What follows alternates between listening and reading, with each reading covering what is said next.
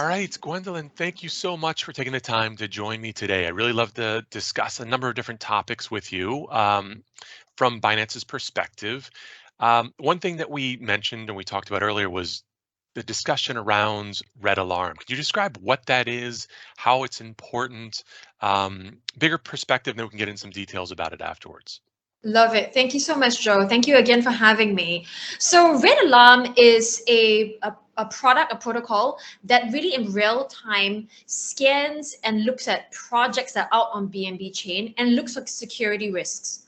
So, Red Alarm basically, you can see which ones that the auditing teams have said this is high risk because there are flaws or bugs or features in the code that are at risk of draining user funds and and stuff like that.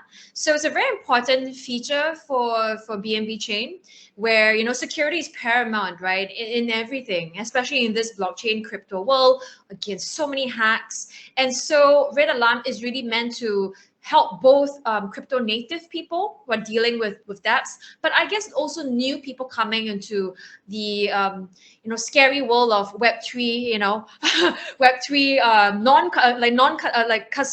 non-custodial wallets and all the different risks that you see. Yeah. No, great. I appreciate you going through that. So is the end user of it more the people that are programming the smart contracts, or is it the person that actually has the non-custodial or custodial wallet? Yeah. Definitely the second. It's more that's more targeted at them, right? So for the retail users, for like people like us, using the Web3 essentially, we want to enable users like us to really be able to go on Red Alarm's site and quickly scan. Okay, there's this new project you heard about. Take a look. Wow, super high risk, red, flagging red, right? Then best to not engage with it. Of course, this is just from the auditing side of things. You're welcome to use it if you want to, but we're highly recommending against it. For the developer side, that's interesting as well, right? Because talking to developers or working with developers on the ground is also something that's very, very important to us. So while Red Alarm, I would say the first target audience are users of dApps. The secondary user definitely are developers as well, right? Because a lot of times, as we know, in this world, a lot of things are open source, right? Because it's composability, it's you're forking things. So we also want developers to kind of know what's out there. If you look at a very cool, innovative dApp out there, you may find that its features interesting, but the code, again, I mean, some features hidden within it. So that gives a risk, risk alarm to you, right? Which is that, hey, if you're thinking of forking the code to modify it for another use case, beware. Okay, no, that makes a lot of sense. So if we think about the site that you would go to for Red Alarm, is it something that is there's a lot of human interaction behind the scenes at helping promote, okay, this is what you need to be aware of, or are you guys using a lot of AI to help determine that something is askew or should be greater alarm? Yeah, that's a great question, Joe. It's a mix of both. But for right now, because Red Alarm is a fairly new feature, we have a lot of humans, actual human intelligence behind behind the scenes, really going through the code, auditing the whole works. Okay, great. All right. So taking a step back, maybe, what's the greater goal behind the Binance chain, the BNB chain? So BNB Chain's goal is to really onboard mass users. We want crypto mass adoption. So right now, the entire market, it's estimates range from like several 100,000 people, right, in crypto and blockchain. So BNB Chain ourselves, for example, we are the largest Web3 community today. We are doing about 1 million daily active users, which is a lot, right? But hey, we are more ambitious, right? We think that, again, crypto adoption is so early. We have much larger ambitions, and so we really want to make sure that our tech scalability is there to serve mass user adoption, the masses at large, different use cases, and really onboard everyone, right, from retail users to institutions, organizations. Okay. So one of the things that comes up when I spend time with various organizations or people in this space is there's a spectrum of different types of chains that are out there. Some are a little bit more centralized, others a little more decentralized. Where would you say in the spectrum that BNB Chain sits? Some people would argue that it's a little more centralized, but there's both pros and cons with that, right? So what are your thoughts on that in terms of the argument about where BNB Chain sits? Yeah, so for us, we sit in the middle, I would say, right? So we've always believed in the term progressive decentralization, because we all know about the blockchain trilemma, and you have to choose certain elements to focus on, and then you get better with your tech. So for us, for example, with a new proposal that's up, BEP 131, where we're moving from 21 validators to 41 as an example. So we are onboarding more people in the community to help secure and support the network. So for us, when we look at where BNB Chain is, we're incredibly proud of the achievement. Nothing to me, right? It's like the community and the tech people who've been building it. I Right. can't take credit, but it's been so scalable. And again, we've been supporting 1 million daily active users. All-time high was about 2.3 million daily active users, as well as 16 million, 16 million transactions on a one day.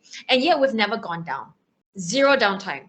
We've slowed but never gone down, right? So for us, but at the same time, we still ask ourselves, this is still not good enough for mass crypto adoption, which is why we want to do more on our tech. We have side chains, ZK rollups all planned. But at the same time, again, we want to involve and grow the community even more. So back to your point regarding the decentralization of it, we are becoming even more decentralized as we speak. So what is the most difficult hurdle for people to be onboarded to Web3, do you think? Ooh, I would say one of the key things, there are few things. One key thing is user design. So right now, a lot of things are so unfriendly, right?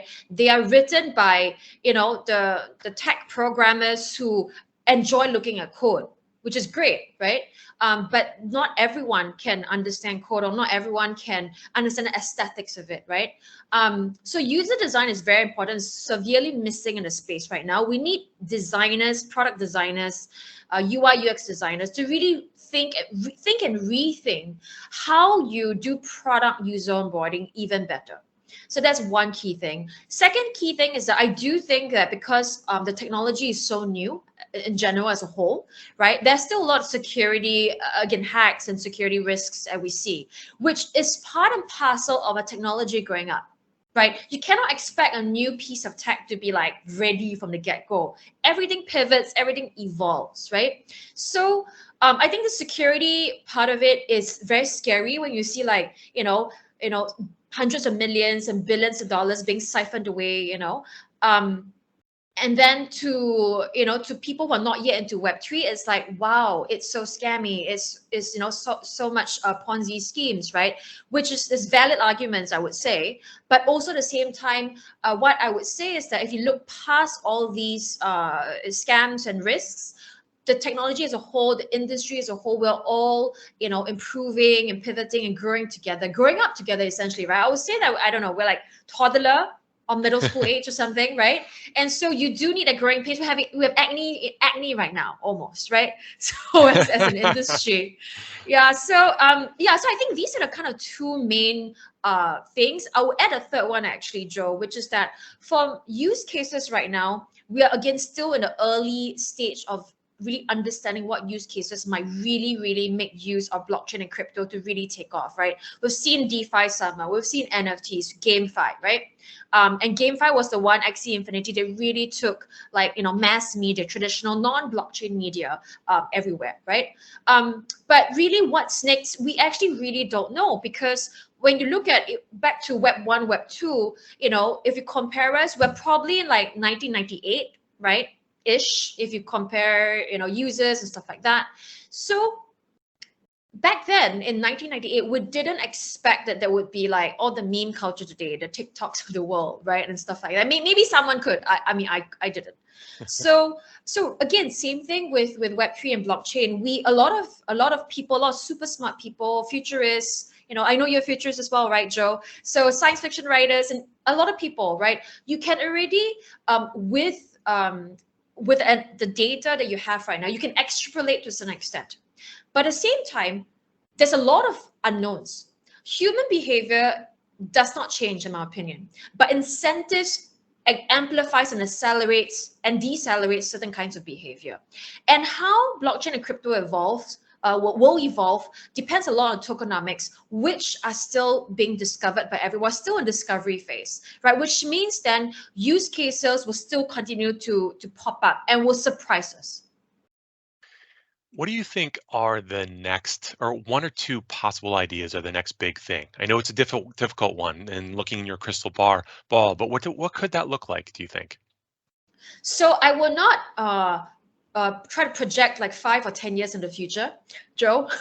Or we can Not do easy. that. Yeah, No one we can. can do that. We'll look back and I'll be like, wow, so wrong, right? Right. So, but I think one key thing again is back to my point about human behavior not changing. We look at how we as society, we have so many use cases that we enjoy, right? So we enjoy reading, writing, watching entertainment, listening to music. And so, which brings to the next point to answer your question. One big, more immediate use case that we see will come up over the next few years will be music fi, right? So music in a blockchain. So already right now, BNB Chain, we have a few amazing music projects on board. I will highlight one. So CoreWrite is a project that allows musicians and artists to basically crowdfund and work with their fans for an upcoming release or album. So one of the biggest names that CoreWrite have worked with so far is Alan Walker, one of the world's most famous DJs, right? So Alan Walker did a fan campaign with 3,000 over of his fans to work on his next release, which is amazing, right?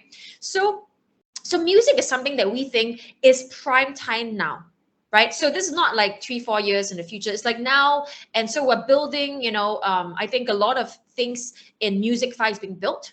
A lot of the base layers, the infrastructure and tooling for music is being built. There are already many teams building different layers of it, looking at streaming, looking at rights management and fan distribution and fan engagement and stuff like that. But I think when you move forward, we will see music. I think we will see music fi kind of really take off over the next 2 years.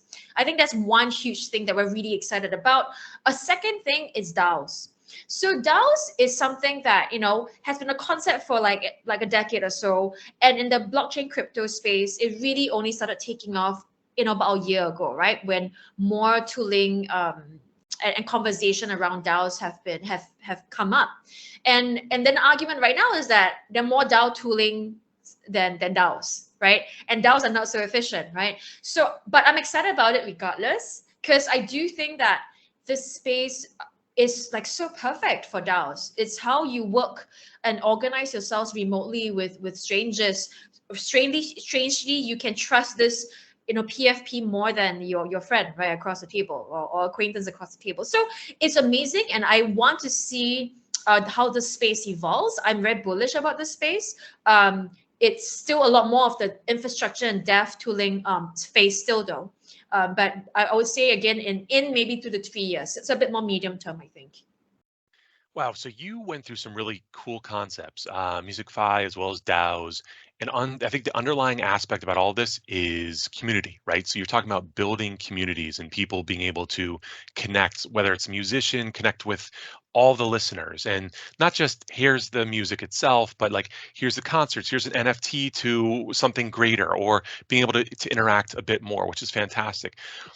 The DAO part, I am a huge fan of in concept, but kind of what you outlined, I've yet to see it really, really work because it's egalitarian, right? So it's for everyone. Whoever wants to participate, maybe it's via tokens as a voting mechanism, whatever the case is. It's still a massive thing that people need to bubble up, like new ideas or concepts, and they can vote on it, and then okay, then it's executed on. I love the idea, but I just want to see it develop a little bit more. I've talked about this in some ways that future of government could be a DAO, and I think it makes so much sense, almost more than anything else, because if you have voting rights, you're able to prove who that person is and go through that. That would be fantastic. So, like you, I think we're kind of waiting to see what that may look like. Um, One other quick sort of tangent, separate from all of this, is What is your vision on the cross-chain, multi-chain infrastructures out there and how Binance is coordinating with this? Because that's a huge deal. Like if you have multiple layer ones, so all these separate blockchains, and they're kind of unique by themselves, how do you get them to talk to each other? Are you all a big fan of moving in that direction? Yes, definitely. So we've always been supportive of a multi-chain world, right at the genesis actually of BNB Chain. So I wasn't around in this space in this particular BNB Chain ecosystem back then, or Binance and larger BNB Chain ecosystem. But BNB Chain was kicked off by Binance in September 2020, launched on mainnet, right? And that was because the founding team, the core team, them saw Ethereum and has always been, great supporters of it, but also thought that the users and developers need choice, right? Because when you look at how technology evolves, if you have only one piece of technology, it can move, but I think history will show that when something good comes up, more good things will come up as well, right? They evolves it, that brings some new stuff to it. So today, BNB Chain is again very community owned and getting even more community owned. Binance is just a community contributor. And on the chain side of things, we completely support a multi-chain world where, for example, we have launched side chains where we have allowed, the ability of projects to have their own blockchain with their own gas token or using BNB, for example, right? That still speaks to mainnet of BNB chain. So BNB chain right now is like a multi-chain infrastructure on its own, right? And so we also work with many different bridges to ensure that projects, on other EVM chains, for example, can also bridge assets and stuff like that. So we're super supportive of the multi-chain world because this is the way we think it should go. Because when you look at how, again, use cases evolve, right? When you look at again, back to the BNB chain example, during our all-time high last year, Q4 of 2021, that one day when we had again almost 2.3 million, half of it was one game, right? Because 40% of BNB chain's users are GameFi users, and that's one game. And we know that for gaming, you do need super fast transactions, right? So for gaming use cases, we think that having your own blockchains makes perfect sense, right? But for other projects, you may not really need. For DAOs, I'm not really sure. Do you really need super microtransactions on it all the time? I'm not sure. Maybe for some streaming stuff, maybe, right? But that's for the entertainment, music fi, entertainment fi or whatever. But for DAOs, maybe not, as an example. So different dApps, different use cases, I think will have different blockchain needs. So I don't think it will be like a one chain fits all category. I do think that the world would be, many chains serving different use cases, and it will be really like you will have choice. Developers will have choice, users will have choice, but also I think when it comes to that point, users, it will be invisible to users what chain they're on. Okay. No, that's a great perspective. I appreciate that. So maybe the last question that I have is there is this world, right, where before blockchain, before all these things, there's games. We've been talking a lot about games at this stage, that they have their own ecosystems, right? And it seems like at this stage, they may not want to enter into the blockchain space because ultimately what that means is that they will not have ownership of the skins or all these types of things, right? So what do you think is going to happen? You think they're going to coexist? So all the games that are built on blockchain, they're leveraging NFTs in that space versus these organizations that basically have this walled garden. Do you think they'll coexist, or do you think in time those organizations that aren't currently leveraging that will evolve and go into the blockchain space? I know this is totally speculative, so Yeah, no, but I think there is speculative, but also there is, again, we can use data to extrapolate a little bit, right? And then where the future really goes is another question altogether. So with current data and looking at markets right now, I think in the medium term is a coexistence, right? So I'm going to zoom out a little bit first and then go back to GameFi. Yeah, Joe. So in a larger perspective, a macro perspective, in my opinion, the world will be centralized, decentralized, and centralized, decentralized. So like centralized, decentralized, and then CDFI, right?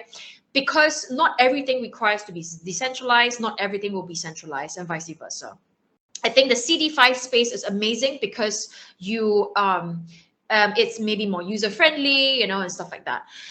We can go into that another time maybe. But so going back to games, there's another element at play, which is that we do see a lot of the traditional gaming companies refusing, as you said, right? Which is that there's a lot of hoo-ha, around it.